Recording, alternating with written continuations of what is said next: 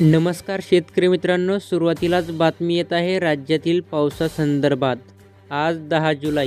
आज सकाळपासूनच काही ठिकाणी ढगाळ वातावरण तर काही ठिकाणी रिमझिम पावसाला सुरुवात झाली असून दुपारनंतर या विभागात जोरदार पावसाचा अंदाज राहील। पाहूया सविस्तर अपडेट।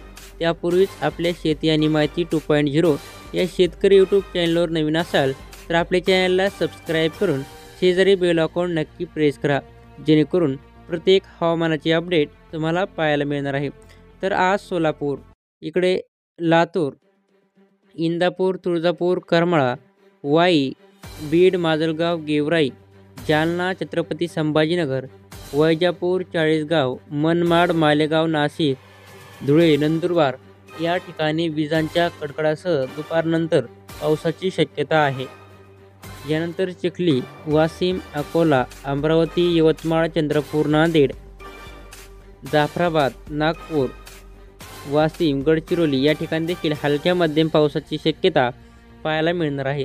त्यानंतर संध्याकाळी 7 वाजता पावसाचा जोर हा वाढणार आहे। कोकण किनारपट्टी भागात देखील सावंतवाडी, रत्नागिरी, गोरेगाव, खोपोली या ठिकाणी मुसळधार पाऊस राहील।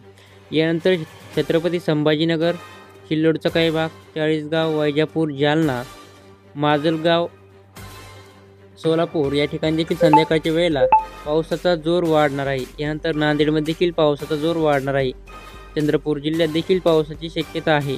तर असेच नवीन हवामानाचे अपडेट जाणून घेण्यासाठी आपल्या यूट्यूब चॅनलला सबस्क्राईब करा। धन्यवाद।